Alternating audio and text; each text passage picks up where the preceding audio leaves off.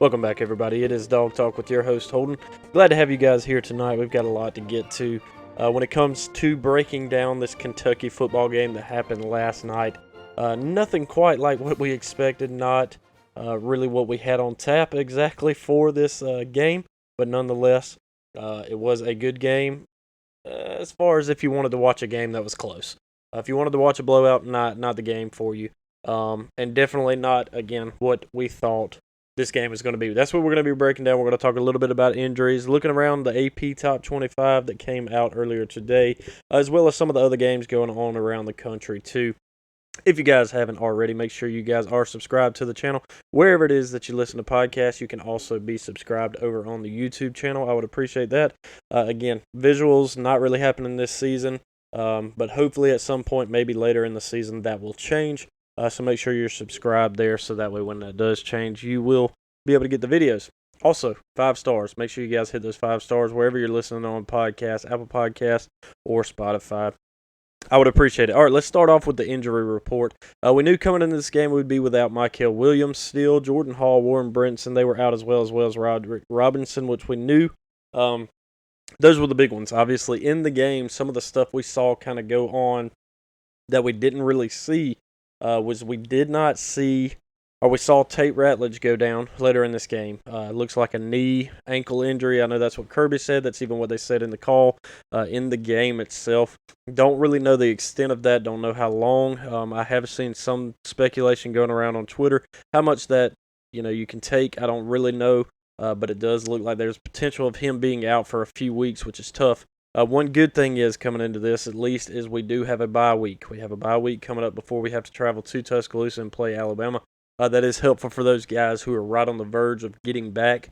Hopefully, in a Michael Williams, even a Warren Brinson there on the defensive line as well. That would be nice to be able to get those guys back in time. So that's another thing to kind of look out for as the time goes on in this game. Again, it was a hard-fought game. Even at the end of this game, we saw Carson Beck start to kind of limp a little bit. Or not really limp, but just seemed very, very, I don't know what the exact word is, tender to his side after kind of taking a dive on a run late in this football game, trying to put the game away. Made me a little nervous. It always makes me nervous when a quarterback runs. But this is a little bit different. You have a pretty substantial step down from Carson Beck to what would be Gunnar Stockton behind him. I don't know if Ryan Puglisi would be ready, and I probably said his name incorrectly there, so I apologize for that. But don't know if they're really quite the same caliber as what Carson Beck is coming into this season. And Carson didn't really look like himself throughout a lot of this game. But nonetheless, late in the game, he looked to get a little bit banged up on that dive, landing on his shoulder, maybe that elbow digging in kind of bothered his side or his shoulder a little bit. Not too sure. That's going to be something to watch. Even at the end of the game, he even said, hey, I'm glad that a bye week is here. It couldn't come at a better time, which is good. So hoping that he's all right. And then Nate Frazier, didn't really see a lot of him in this football game. We saw, obviously, Branson Robinson in this football game. We saw a lot of Trevor Etienne as well. So not really sure exactly what's up with Nate Frazier. I don't know if it's more of a, hey, we got these other guys that are in here, let's get them touches. But I know it seemed like he was a little bit beat up last week, so maybe that kind of just held over into this week. Not necessarily that he's out, but just a little bit hurt coming into this. So that's going to be something to kind of pay attention to as we go on throughout the season. I'm not really sure. Again, I think a bye week couldn't come at a better time as far as that goes for injuries. Like I said, I'll kind of keep an eye on some of the other injuries that could be going on as the week kind of progresses, and hopefully we hear a little bit on Tate Ratledge and even Carson coming into this week. Again, great thing is it's a bye week. Couldn't come at a better time. So we'll keep that in mind as we go into it here. I did want to pull up really quick and just run through the AP Top 25. We all know that Georgia won this football game 13-12. Like I said, I'm about to break it down here in just a minute, but we know that the Top 25 is coming out. And it has come out, and maybe I'll save it. I'll kind of touch through it really quick. No, I lied. We're gonna get to the AP Top 25 after reviewing this Kentucky game real quick because I've got certain feelings about it. But anyways, let's kind of get into it. Georgia, Kentucky. I did not realize this. Kind of predicting on it. I had a pretty high score, 40-3. until somebody can prove that they can score more than 3 points on Georgia. We're gonna see. I'm gonna put them there. Well, they scored 3 points every quarter. They literally kicked a field goal every single quarter in this game to get 12 points. Did not let them in the end zone, which was fun. But Georgia also did not get in the end zone but one time, and it came in the fourth quarter on a Branson Robinson run. So something to take in mind there. Now, one thing that I did not realize, and shout out to my guy Eric over there at Bulldog Report, how he noticed that since 2018, and some other people may have noticed this as well, but he's the first one that I saw this from. Since 2018, Georgia has not scored more than 20 points when playing in Lexington, and you have to go as far back as 2016 for the last time that Georgia threw for over 200 yards in this matchup. Now, I know in years past, this has become a close game, and it's been a really good football game in other times, especially when Kentucky a few years ago was kind of up on the ranks and coming into these games. But last year, it looked a lot different. Georgia, again, was at home, so that is a difference, but they were at home and they took care of this game no problem. And then we fast forward to obviously seeing what South Carolina did to them last week. And honestly, I think Georgia players may have just looked at this as, hey, this is a fairly easy game. We got a bye week after it, and then we've got an important one. Part of me thinks they might have been looking a little too far ahead, and that's just my personal opinion. Everybody's entitled to their own, so I get it if you're like, I don't think that's it, but I kind of see that as potentially what could have been happening in this game because we just didn't look like ourselves. Now, defensively, there are some things that we were giving up, but I have to give credit to Brock Vandagriff here because this is one thing I didn't really even think about. I didn't give him credit for this ahead of it. Is he's played against this defense for 3 years. And you may be saying, what do you mean? Well, obviously, he's been a backup quarterback in the university here at Georgia for the last 3 seasons before transferring and going to Kentucky last year. So he has played against this defense of Georgia's for the last 3 years. He kind of knows a little bit of what to expect. He kind of knows, obviously, he's a decent runner. He was able to, really not expose us, but really able to find those gaps and run and use his legs in moments that they really needed him to. And that was very effective for him and for Kentucky in this game to extend drives, but also just to get first downs and drive down the field. He did a very good job of that. Underrated, in my opinion, coming into this one because, again, when you look at what there was last week, you just think of this as an inferior team. And they showed up. They showed up and they played a really hard football game. I have to give kudos out to Kentucky, especially Kentucky's defense. That front line, all they did was getting Carson Beck's face all night long and definitely disrupted a lot of things. So I have to give them credit. It didn't really give us a lot of time to get anything started deep. We couldn't run the ball very effectively in this game at all, which was another thing to kind of look at in it. Georgia got literally 12 first downs in this entire game, and Kentucky got 23. Kentucky did a very, very good job of slowing this game down. If I remember correctly, I don't have it right here in front of me, but I think Kentucky had the ball for maybe 10 minutes longer than Georgia did. It seemed like Kentucky had it well over 30 minutes in this game, and Georgia didn't have nearly as much time as they did in the comparisons of that. But Georgia ran the ball 30 times in this game, only 102 yards. They did get the one touchdown again late in this game with Branson Robinson on the ground, and it was the only touchdown in the entire football game. Kentucky ran it 45 times for 170 yards. And then the passing side of things, Georgia 15 for 24, only 160 yards, while Kentucky was similar in that 14 for 28, 114 yards. Kentucky outgained Georgia 284 yards to 262. Georgia fumbled it 3 times, luckily landed on it. Kentucky fumbled it 3 times, but luckily Georgia got one of those. And that was pivotal. It was also pivotal that Georgia got on top of a couple. There are some calls in this game that didn't go very well. There was obviously the interception return that could have been a touchdown for Kentucky that got ruled that it was incomplete, bounced off the ground. That's what I saw. A lot of Kentucky people say, there's no way. And I do like how on the call, Greg McElroy, they made the point that, hey, if this was the scenario where we were looking at this being a catch for Georgia, had he maintained possession of the ball and hit the ground, would they call it a catch? Because if they would call it a catch, then it needs to be considered a turnover. But I think obviously they ruled that, hey, that wasn't the case. It's an incomplete pass, which I was thankful for because that was a big turn of momentum for Kentucky and could have potentially changed the outcome in this game. But nonetheless, there was that. Obviously, there was the big hit on Brock Vandagriff that looked like one of the cleanest tackles I've ever seen in my entire life. that somehow gets called for roughing the passer. I mean, there was nothing he could do to stop. Obviously, he was already engaging in the tackle before the ball was ever even out of Brock Vandagriff's hand. And then it's almost like they called it just because he was driving him into the ground. Didn't look like that at all, especially in slow motion. It even looked like just a normal tackle. But nonetheless, that would have been a stalled drive for Kentucky, and Georgia would have got the ball back. Potentially good field position because Kentucky was deep in their own red zone at that time, or deep in what would be our, you know what I'm saying. They were deep in their own territory. But nonetheless, they get a first down out of that, and they get to drive down the field. And I think they ended up kicking a field goal out of that later in the game. Penalties in this one. Georgia looked pretty rough in it. 9 penalties, 85 yards. Kentucky only had 4 penalties for 23 yards in this one. Not the most disciplined game, which is kind of abnormal to see for Georgia. And again, it's obviously a night game. It's a road game, rough atmosphere. Kirby has said that the entire time. And I do get that. There is still part of me that says, I mean, South Carolina came into the same game last week, the same place, and absolutely embarrassed this team. Now, I will say, granted, a little different. You're playing at 12 o'clock, which I think it was like 11 o'clock in the morning for them in comparison to what it was for us. That might have been a 3:30 kick. I can't remember what it was for them last week, but regardless, still seems like we should have come in here a little bit more prepared.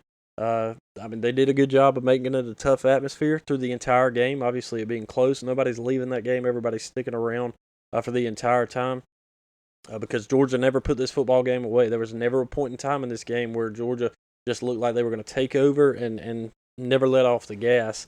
It just never happened. It wasn't until late into this football game before Georgia finally got the lead.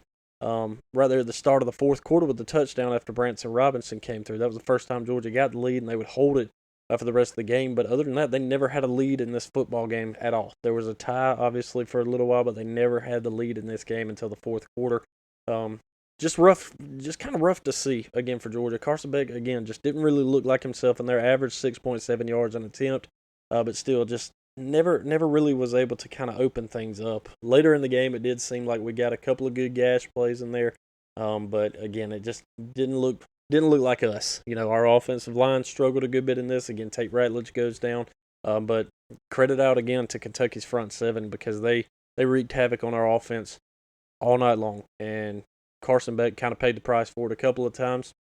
Took some pretty good shots, but nonetheless, that is how it turns out. Again, Georgia on top of this one, 13-12. We've already talked about Carson's line on this, 15 for 24, 160 yards. Brock Vandagriff, 14 for 27, 114 yards in this one. Trevor Etienne did run the ball 19 times for 79 yards. Carson Beck had to do it 5 times for 18. Nate Frazier only 3 touches for 2 yards. Branson Robinson 2 for 5 yards. One of those was a touchdown in this one. And then obviously you get the receiving side of things. Dominic Lovett, 89 yards. He had a great game. Great game for him. It was good to see. Hope he can kind of continue that going as well. Colby Young, 2 touches in this one, 20 yards. Arian Smith, 2 for 13. Oscar Delp, 2 for 12. And then obviously a big fumble that kind of happened in this game too, coming from Delp. Luckily we got back on top of it. But Kirby kind of let him have it. This was a game that it's been a while since we've really seen Kirby. I mean, I say a while. Kirby gets pretty animated regardless in a football game, but it was more so in this one. And I know a lot of it was because it was close, and it seemed like our players just weren't really ever getting in a rhythm. Even he said that after the game, that it never seemed like we really got into a rhythm. And that was part of it. I'm sure that's aggravation of knowing that your team is better than this, knowing that your team can compete at a lot higher level than what they did in this football game. And I'm sure that frustrated him. I'm not sure if some of the play calling might have frustrated him too, and he kind of took that out. I can remember the early years, and I'm not saying this is exactly what's happened in this, but I can remember the early years of Kirby, just rage screaming through a headset at the offensive coordinator. And this is the first time I've seen that in a while with Bobo there. And I'm not putting the blame all on Bobo here. I think, again, Kentucky played a really good football game, and we just never really found the groove and the answers to pull away from it. The only other good thing about it is, again, Georgia seems to always have one of these games. And this one, it happened a couple of years ago at Missouri. This one came against Kentucky, and I'm hoping that we do how we have in years past, where we come out of this game and we have a fire lit under us. The good thing about it is you kind of get to figure out what your team is. Kirby even mentioned this as well. You kind of figure out who your team is after that. Are they resilient? can they stand up in this? Because if they never face that, if they never face adversity throughout a season, and then they all of a sudden get into it late into the season, and they can't overcome it because they've never faced it, all of a sudden you face a loss instead of coming out of this with a 1-point win.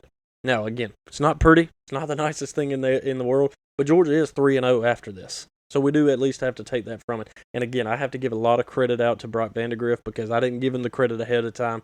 And it never really crossed my mind that obviously he's played this defense year in and year out over the past few years, getting Georgia ready for football games. And now he's playing for the team across from us. So credit out to them. And again, credit out to Kentucky in this one. But also, hey, got to give credit out to Peyton Woodring in this one with a couple of field goals for us. Going 100% on the night was good. And then Brett Thorson had to kick the ball 6 times. I mean, give him the game ball, right? 6 times in this one, 297 yards, averaged almost 50 yards a punt, and still no returns on it, which was also very nice. He did a good job of keeping them deep in this one. This game started off really chippy too, and it kind of stayed that way for the first half of this game, which was a little different to see. Georgia's usually a little bit more composed than that, but I think it kind of started more on the Kentucky side, and that's just part of it.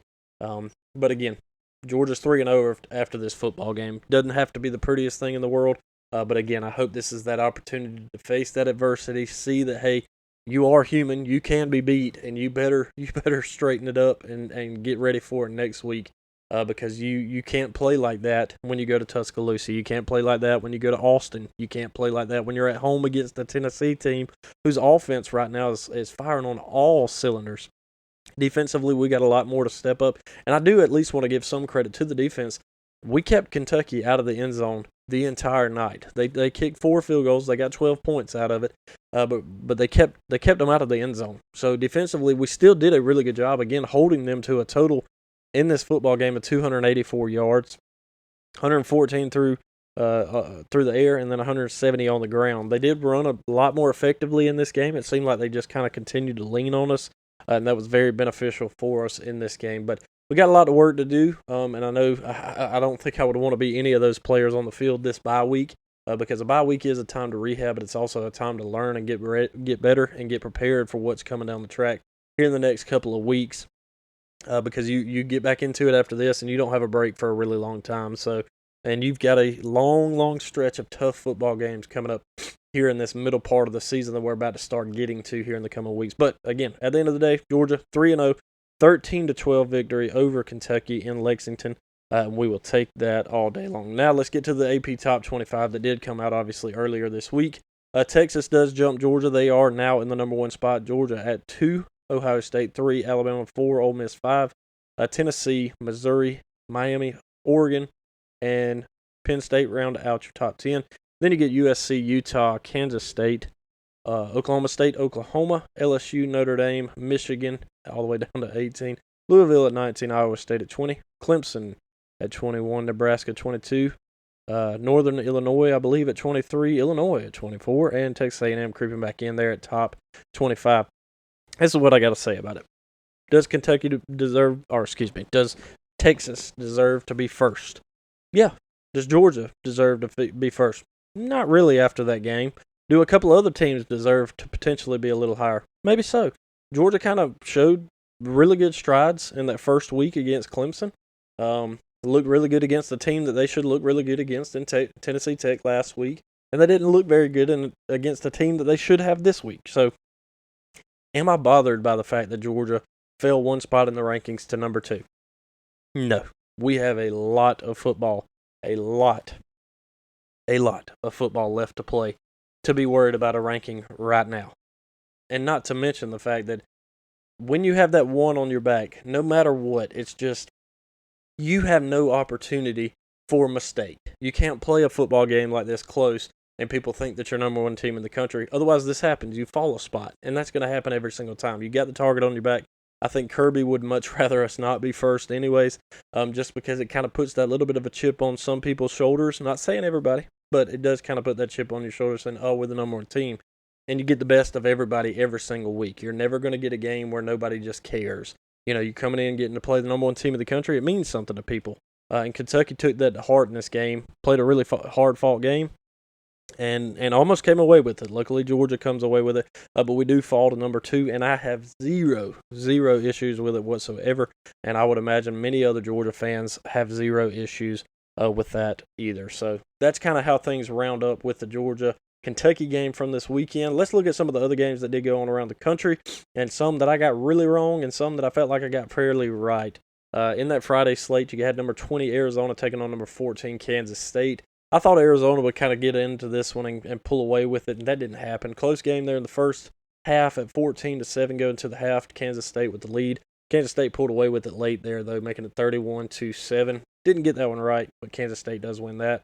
Texas absolutely steamrolls UTSA 56-7 in a game where Quinn Ewers actually got hurt. Arch Manning had to come in and threw 4 touchdown passes, going 223 yards, making this one again 56-7. All 4 of those touchdowns coming in the second half, in the third and the fourth quarter. Kind of wild looking at their stat line there, too. They scored 2 touchdowns every single quarter in this one to make it 56. Alabama traveled to Wisconsin, taking care of business there, 42-10. Looked really good on the road. Ole Miss also went on the road to Wake Forest and stomped them in the ground as well, 40-6. So much so that Wake Forest has even balled out having to play Ole Miss at Ole Miss next year. So there's that. 24 Boston College at number 6 Missouri. This was a really good football game. Missouri comes away with it later in this game, 27-21, putting it away with a field goal there. But really good football game. Missouri's defense still looks probably one of the best defenses in the country right now. Offensively, still got a few things to figure out, but that's a really good football team there. And this is a big one right here to me. Kent State traveling to number 7 Tennessee. The final on this was 71-0. They scored 37 points in the first quarter, 28 in the second, and then just a couple of field goals in the third and the fourth quarter to make this 71-0. But this is an offensive football team right here that is absolutely moving the football. Now, Nico Amalavea, I can't say his name perfectly. Not very many people can. Didn't have a lot going on in this game, 173 yards and a touchdown, at least through the air. I don't really know what he did on the ground. But Kentucky scored a lot of points in this football game. They have an explosive offense that they've had in years past, and their defense is not bad either. That's definitely going to be a team to watch out for here moving through the schedule. Then we had Oregon State. This is one where I remember saying this could be the game where Oregon's offense finally explodes, or a really tight fought game there at Oregon State. And it was tight in the first quarter, tied at 7. And then even going into the halftime, it was a pretty close game. But then Oregon did exactly what I was kind of thinking they were doing, which I guess is kind of a cop-out to say, hey, it's either going to be really close or they're going to blow them out. Because they blew them out. 49-14 is what the final ended up being there. Speaking of another blowout, Miami over Ball State, 62-0. Utah beating Utah State, 38-21. Oklahoma State beats Tulsa, 45-10. Tulane giving Oklahoma a little bit of a scare here until late for Oklahoma to pull away with it, 34-19. LSU and South Carolina, great game for College Game Day to be at, because I was really wondering why in the world are they going to LSU, South Carolina. Granted, again, South Carolina looked good against Kentucky. Maybe this South Carolina team's a little bit better than people are saying, and I'm not just saying that because Kentucky or Georgia had a hard time with Kentucky. But South Carolina played LSU really close in this one, had the game won, really back and forth in this one. Credit to LSU for finding a way to win this one, 36-33. But a good football game to watch overall. Just a back-and-forth kind of battle there in Columbia, South Carolina. Michigan and Arkansas State, a much closer game than it should be for a team who just won a national championship last year. And it's 2-1 on the season, 28-18, only beating them by 10. Notre Dame taking care of Purdue, 66-7. Taking out a little frustration there. Nebraska over Northern Illinois, 34-3. And we're going to take a look really quick around the SEC too, because I did think this was kind of a wild thing. I was hoping that our guys over at Vandy would be able to take care of business and actually beat Georgia State to start the season 3-0. And my hopes were dashed. I think Georgia State ends up winning this one. Let me see if I can find the final to it here. I was looking at it earlier, and I missed it. I'll look at a couple other ones. One other big one, I mean, you can't overlook this one, is Memphis beating Florida State 20-12. Florida State starting the season 0-3. They are 0-3 since playing Georgia. They are 0-4 in their last 4 matchups after going 13-0 last year. NC State over Louisiana Tech, 30-20. That was a close game for a while. Louisiana Tech had the lead 17-6 at the half before NC State came back in the second half.